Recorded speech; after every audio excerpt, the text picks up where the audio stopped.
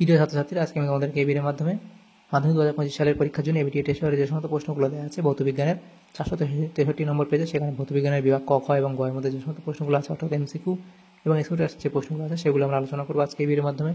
ভিডিওটা শুরু থেকে শেষ অবশ্যই তোমরা দেখবে, চ্যানেলে যদি নতুন হয়ে থাকে অবশ্যই তোমরা চ্যানেলটাকে সাবস্ক্রাইব করে রাখবে পরবর্তী পেজগুলো প্রশ্ন উত্তর পাওয়ার জন্য। এবং এর আগে যে পেজগুলো ছিল সেগুলোর প্রশ্ন উত্তর আমরা আলোচনা করে দিয়েছি, তোমরা লিস্ট থেকে সেই প্রশ্ন উত্তরগুলো পেয়ে যাবে। অবশ্যই সেখান থেকে সেই প্রশ্ন উত্তরগুলো তোমরা দেখে নেবে। আর এই যে প্রশ্ন উত্তরের পিডিএফ তোমরা আমাদের টেলিগ্রাম চ্যানেল থেকে পেয়ে যাবে, পরবর্তীতে ডিসক্রিপশনে লিঙ্ক দেওয়া হচ্ছে টেলিগ্রাম চ্যানেলে, সেখান থেকে তোমরা সেখানে যুক্ত হয়ে যাবে। এখানে দেখো ভৌতবিজ্ঞানের প্রশ্ন দেওয়া আছে বিভাগ কয়ের মধ্যে একের দাগের প্রশ্ন, গ্রিন হাউস গ্যাস নয়। এখানে দেখো গ্রিন হাউস গ্যাস নয় অর্থাৎ গ্রিন হাউস গ্যাস কোনটি নয়, সেটা হবে তোমাদের এখানে অক্সিজেন, অর্থাৎ অপশান ডি হবে সঠিক উত্তর। নেক্সট প্রশ্ন, বয়েলের সূত্রে পিভি আর পি লেখচিত্রের প্রকৃতি হবে, সেটা কী হবে? Straight line. তাহলে এই অর্থাৎ যেটা হবে পি অক্ষের সমান্তরাল সরলরেখা, অপশান এ হবে সঠিক উত্তর, পি অক্ষের সমান্তরাল সরলরেখা।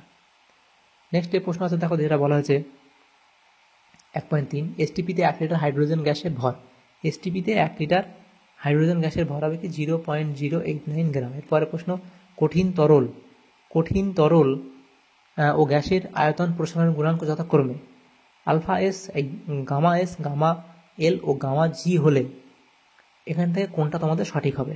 অপশান এ অর্থাৎ গামা এস, গামা এল এবং গামা জি। এখন 5 দাগের প্রশ্নে বলা আছে মানুষের চোখের রেটিনায় যে প্রতিবিম্ব সৃষ্টি হয় তা হলো, মানুষের চোখের রেটিনায় যে প্রতিবিম্ব সৃষ্টি হয় তা হলো সদ অবশিষ্ট, অর্থাৎ অপশান সি। এরপরে 1.6 সেটা কি বলা হয়েছে দেখো, আলোর প্রতিসরণের ক্ষেত্রে অপরিবর্তনীয় রাশিটি হলো, অপরিবর্তনীয় রাশিটি কি? কম্পাঙ্ক, অর্থাৎ অপশান সি। এরপরে 1.7 বলা আছে নিচের কোনটি রোধাঙ্ক উষ্ণতা বৃদ্ধির সঙ্গে হ্রাস পায়, সেটা হবে কি? অর্ধপরিবাহী, অর্থাৎ অপশান বি। এরপরে যেটা প্রশ্ন আছে দেখো 1.8 নিচের কোনটি 1 ওয়াট বোঝায় না, নিচের কোনটি 1 ওয়াট বোঝায় না, সেটা হচ্ছে কি? অপশান এখানে হবে ডি। এরপরে 1.9 সেটা কি বলা হয়েছে যে নিউক্লিয় রিয়াক্টরে মডারেটর বা মন্দন হিসাবে ব্যবহৃত হয় কোনটি? তামা, গ্রাফাইট, ক্যাডমিয়াম নাকি সীসা? তারটা হবে কি? অপশান বি অর্থাৎ গ্রাফাইট। এরপরে দীর্ঘ পর্যায় সারণী 2 নম্বর শ্রেণীর মৌলগুলিকে বলা হয়, 2 নম্বর শ্রেণীর মৌলগুলিকে কি বলা হয়? ক্ষারীয় মৃত্তিকা ধাতু। এরপরে 11 থেকে বলা আছে কোন যৌগটির স্বতন্ত্র অণুর অস্তিত্ব নেই, কোন যৌগটির স্বতন্ত্র অণুর অস্তিত্ব নেই? তাহলে এখানে তোমাদের কি হবে? CO2, NH3, H2O নাকি CaO? তাহলে এখানে অপশান ডি হবে সঠিক উত্তর, CaO। তাহলে একের দাগের 11 প্রশ্ন CaO হবে। এখন 12 দাগের প্রশ্নে বলা আছে গলিত NaCl এর মধ্যে সমপ্রবাহ পাঠালে তড়িৎ পরিবহন করে, এটা হবে তোমাদের ক্যাটায়ন ও অ্যানায়ন, অর্থাৎ অপশান ডি। এরপরে প্রশ্ন দেখো দেওয়া হয়েছে যে হেবার পদ্ধতিতে অ্যামোনিয়া প্রস্তুতির সময় যে অনুঘটকটি ব্যবহৃত হয় তা হলো, এটা তোমাদের হবে এখানে হেবার পদ্ধতিতে কোনটা ব্যবহার করা হয়, সেটা হলো পিটি চূর্ণ, অর্থাৎ অপশান বি এখানে তোমাদের সঠিক উত্তর হবে। এরপরে 1.14 কি বলা আছে বিমানের কাঠামো তৈরিতে ব্যবহৃত সংকর ধাতুটি হলো, বিমানের কাঠামো তৈরিতে ব্যবহৃত হয় সংকর ধাতু যেটা, সেটা হলো ডুরালুমিন। এরপরে 1.15 বলা আছে প্রোপাইন যৌগে H পরমাণুর সংখ্যা হলো, প্রোপাইন যৌগে H পরমাণুর সংখ্যা কটা? প্রোপাইন যৌগ সেখানে H পরমাণুর সংখ্যা হচ্ছে কটা? 4টি, অপশান বি। তাহলে এখানে আমাদের এই প্রশ্নগুলি ছিল, এমসিকিউ টাইপ প্রশ্ন 14টা ছিল, সেগুলো হয়ে গেল। এরপর বিভাগ ক্ষয়ের মধ্যে যে প্রশ্নগুলো আছে 2 দাগের প্রশ্ন, সেখানে বলা আছে নিম্নলিখিত প্রশ্নগুলি উত্তর দাও, বিকল্প প্রশ্নগুলি লক্ষণীয়, এখান থেকে তোমাদের এই প্রশ্নগুলো উত্তর দিতে হবে। 21টা প্রশ্ন আছে, 1 নম্বর করে 21 নম্বর দেওয়া আছে। প্রথম 2.1 বলা আছে পাওয়ার অ্যালকোহল কি? তাহলে 2.1 প্রশ্ন, পাওয়ার অ্যালকোহল কি? তোমরা লিখবে কি? ইথানল ও পেট্রোলের মিশ্রণে তৈরি একটি পরিবেশ বান্ধব জ্বালানি, ইথানল ও পেট্রোলের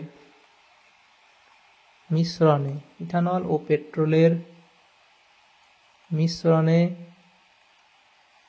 তৈরি একটি পরিবেশ বান্ধব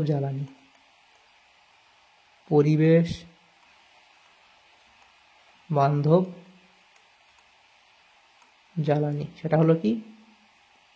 পাওয়ার অ্যালকোহল। নেক্সট প্রশ্ন, গ্রিনহাউস এফেক্টের একটি সুবিধা লেখো, গ্রিনহাউস এফেক্টের একটি সুবিধা। গ্রিনহাউস এফেক্ট পৃথিবীর তাপমাত্রা বজায় রেখে প্রাণের অস্তিত্ব নিশ্চিত করে। গ্রিনহাউস এফেক্ট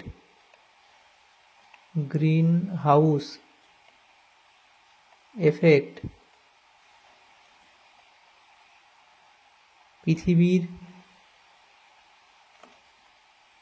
তাপমাত্রা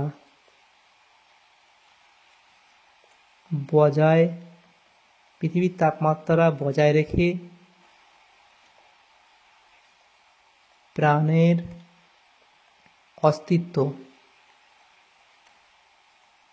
অস্তিত্ব নিশ্চিত করে। নেক্সট যে প্রশ্ন সেটা দেখা আছে যে 2.3 পিভি লেখচিত্রের প্রকৃতি কিরূপ? যেমন MOT স্থির। পিভি লেখচিত্রের প্রকৃতি কিরূপ? লিখবে সমপরাবৃত্ত।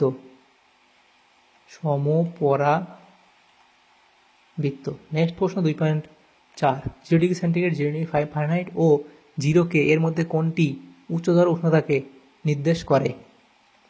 তাহলে এর মধ্যে কোনটি উচ্চতর, সেটা হচ্ছে 0 ডিগ্রি সেলসিয়াস উষ্ণতা। এটি সব থেকে বেশি উষ্ণতাকে নির্দেশ করে। অথবা প্রশ্ন ছিল শুষ্ক বায়ু অপেক্ষা আর্দ্র বায়ু হালকা হয়, সত্য না মিথ্যা? এটা হবে কি সত্য। তাহলে এখানেই অর দিয়েছিল, সেটা হবে কি সত্য। নেক্সট প্রশ্ন ছিল 2.5 কোন পরীক্ষার সাহায্যে জানা যায় যে প্রতিটি পদার্থের উপাদানের তাপ পরিবাহিতাঙ্কের মান আলাদা? সেটা কোন পরীক্ষার মাধ্যমে জানা যায়? সেটা লিখবে ইনজেনহাউজের পরীক্ষা।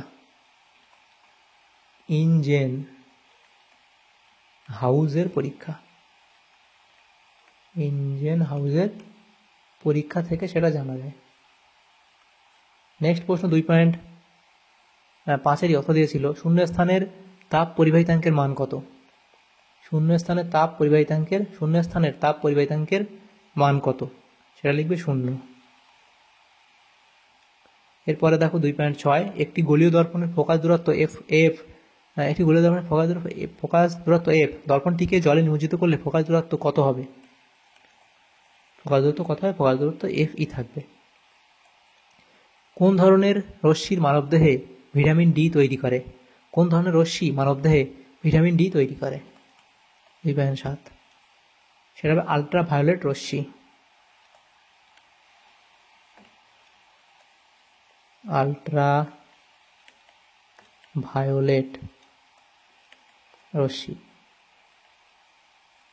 এরপরে প্রশ্ন দেখা যাচ্ছে উষ্ণতা বৃদ্ধিতে রোধাঙ্ক হ্রাস পায় এমন দুটি পদার্থের উদাহরণ দাও।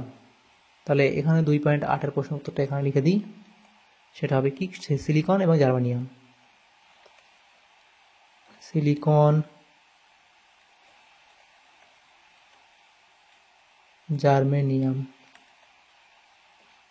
এরপরে যে প্রশ্নগুলো আছে দেখো সেখানে কি বলা হয়েছে 200 ভোল্ট 100 ওয়াট রেটিং যুক্ত বাতিটির মধ্যে দিয়ে সর্বোচ্চ কত তাপ প্রবাহমাত্রা যেতে পারে? সেটা লিখবে কি 0.5 অ্যাম্পিয়ার। নেক্সট প্রশ্ন ইউরেনিয়াম খনিতে কোন নিষ্ক্রিয় গ্যাস পাওয়া যায়? সেটা হলো রেডন। নেক্সট প্রশ্ন এখানে অথবা দিয়েছিল 2.10 সেটা বলা হয়েছে ক্যান্সার চিকিৎসায় কোন তেজস্ক্রিয় আইসোটোপ ব্যবহৃত হয়?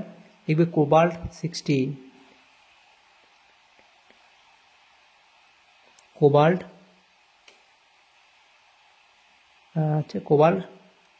60। বাম স্তম্ভের সঙ্গে ডান স্তম্ভ মেলাও। দুষ্ট মৌল সেটা হবে কি হাইড্রোজেন। একটি ক্ষারীয় মৃত্তিকা ধাতু সেটা হলো ম্যাগনেসিয়াম। থার্মিল পদ্ধতিতে লোহা তৈরি করতে লাগে অ্যালুমিনিয়াম। জার্মান সিলভার উপস্থিত দস্তা। এভাবে বাম দিক ডান দিক তোমরা মিলিয়ে নেবে। নেক্সট প্রশ্ন দেখা যাচ্ছে 12 দাগের প্রশ্ন 2.12 MgCl2 যৌগে Mg এর ইলেকট্রন বিন্যাস কোন নিষ্ক্রিয় গ্যাসের পরমাণুর মতো? সেটা হচ্ছে নিয়ন গ্যাসের মতো। নেক্সট প্রশ্ন অম্লমানিত জলে তড়িৎ বিশ্লেষণ করে ক্যাথোডে 2 গ্রাম হাইড্রোজেন গ্যাস পাওয়া গেল, অ্যানোডে উৎপন্ন অক্সিজেন গ্যাসের ভর কত হবে? সেটা হবে 16 গ্রাম। নেক্সট প্রশ্ন 2.14 বলা আছে অ্যানোড মাড কি? অ্যানোড মাড কি লিখবে? তামা বা অন্য ধাতু ইলেকট্রোলাইটিক, তামা বা অন্য ধাতুর ইলেকট্রোলাইটিক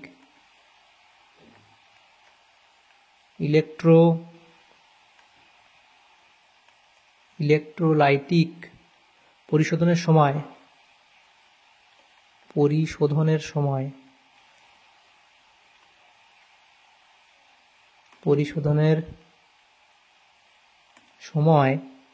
অ্যানোডের তলায় জমে থাকা অপদ্রব্য, অ্যানোডের তলায়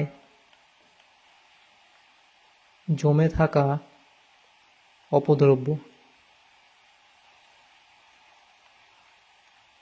অপদ্রব্যকে কি বলা হয়? অ্যানোড মাড বলা হয়। নেক্সট প্রশ্ন অথবা দিয়েছিল এখানেই 2.14-তে, অ্যালুমিনিয়াম ধাতু নিষ্কাশনে তড়িৎ বিশ্লেষ্য রূপে কি ব্যবহৃত হয়?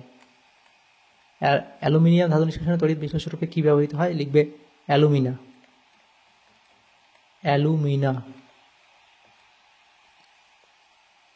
এরপরে প্রশ্ন 2.15-তে, পরীক্ষাগারে ধাতবমূলক শনাক্তকরণে কোন গ্যাস ব্যবহৃত হয়?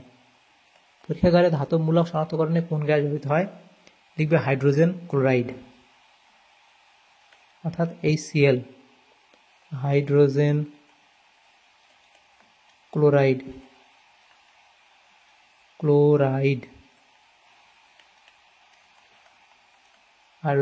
গ্যাস।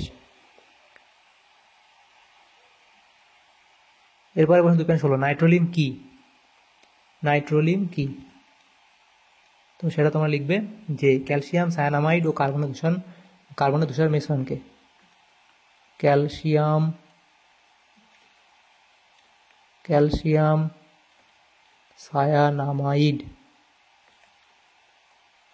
সায়ানামাইড ও কার্বনের ধূসর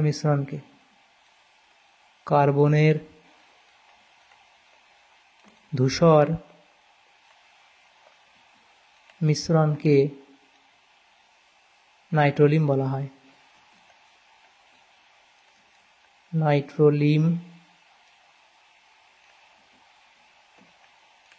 হয়।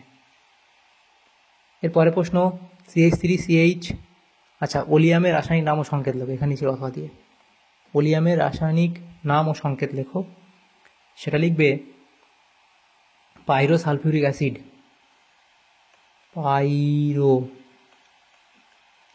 পাইরোসালফিউরিক অ্যাসিড, এবং এর সংকেত হচ্ছে কি? H2S2O7। এটা হলো সংকেত। নেক্সট প্রশ্ন হচ্ছে 2.17-তে, CH3CHOH CH3 এর IUPAC নাম। তো এর IUPAC নাম 2.17 এখানে তোমাদের লিখে দিই, সেটা হচ্ছে প্রোপান টু অল।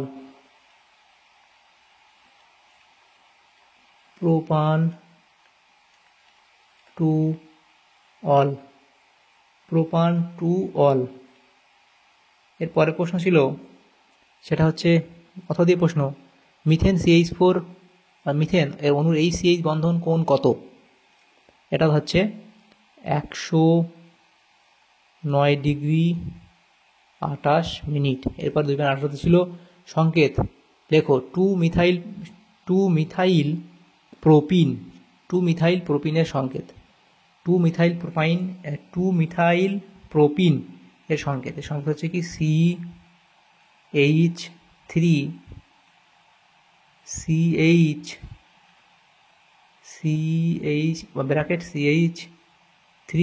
ব্র্যাকেট শেষ সিঙ্গেল বন্ড CH3।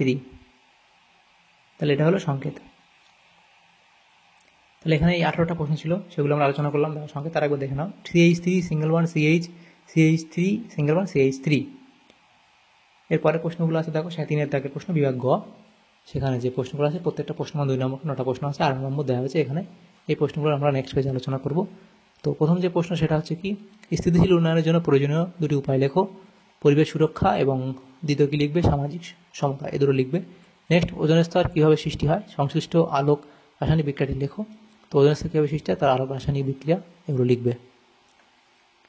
গ্যাসের অণুর বেগ ও চাপের উপর উষ্ণতার প্রভাব উল্লেখ করো, এই অবধি লিখে দেবে। এরপরের প্রশ্ন ছিল যে অর্থাৎ প্রশ্ন, একটি বায়ুর বুদবুদ পুকুরের তলদেশ থেকে উপরিতলে ও উঠে আসলে ব্যাসার্ধ দ্বিগুণ হয়, পুকুরের গভীরতা নির্ণয় করো। ধরে নাও বায়ুমণ্ডলের চাপ 10 মিটার, পারদস্তম্ভের জল 10 মিটার জলস্তম্ভের চাপের সমান।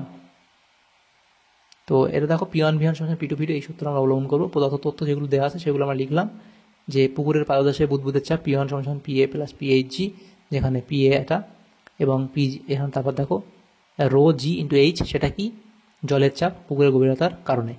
তো সেখানে আমরা পুকুরের উপরিতলে যে বুদবুদ সেটা P2, সেটা PA সমান 10 মিটার জলস্তম্ভ লিখলাম।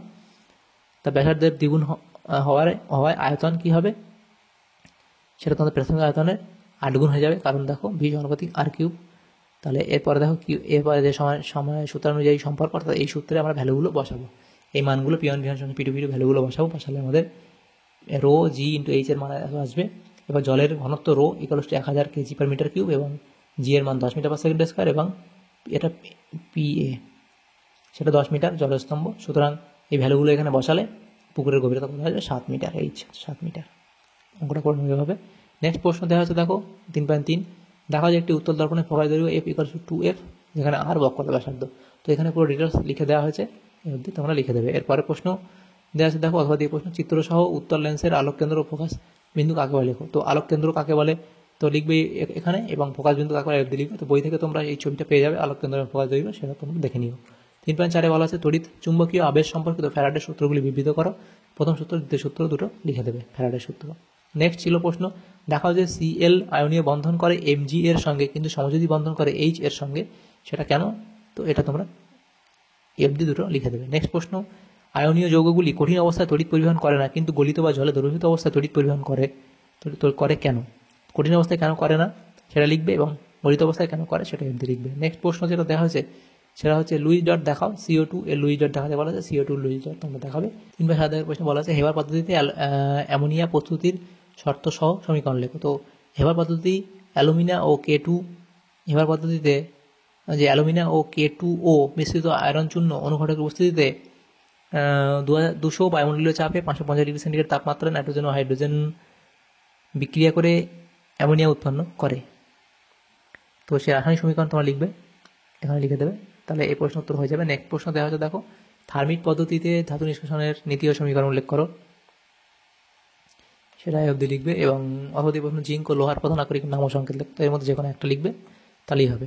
নেক্সট প্রশ্ন, সমগণীয় শ্রেণী কাকে বলে, উদাহরণ দাও। সমগণীয় শ্রেণী কাকে বলে লিখবে এবং উদাহরণ তোমরা দেবে। এখানে দেখো মিথানল, ইথানল, প্রোপানল, বিউটানল, তো এটা হচ্ছে সমগণীয় শ্রেণী। অ্যালকোহলের সমগণীয় শ্রেণী উদাহরণ। তাহলে এটা এই প্রশ্ন তো তোমাদের হয়ে যাবে। এরপরে দেখো যে প্রশ্ন অথবা দিয়েছিল, IUPAC নাম লেখো, CH3CH2CHH, এর IUPAC নাম হচ্ছে কি, এখানে দেখো লিখবে প্রোপানোয়িক অ্যাসিড। আর পরের যেটা ছিল CH3C CH3CH2, এটা হবে 2 মিথাইল প্রোপ 1N। তাহলে এই দুটো আমাদের যে IUPAC নাম সেটা তোমরা লিখে দেবে। তাহলে দেখো আমাদের এখানে ভৌতবিজ্ঞানের যে সমস্ত প্রশ্নগুলো ছিল 463 নম্বর পেজে, সেগুলো আমরা আলোচনা করলাম আজকে এই ভিডিওর মাধ্যমে। তোমাদের যদি সামান্যতম উপকার আসে ভিডিওটা অবশ্যই লাইক করবে আর বেশি বেশি করে বন্ধুদের সাথে শেয়ার করবে। আর পরবর্তী পেজগুলো প্রশ্ন উত্তর পাওয়ার জন্য অবশ্যই তোমরা আমাদের চ্যানেলটাকে সাবস্ক্রাইব করে রাখবে। Thank you, thanks for watching.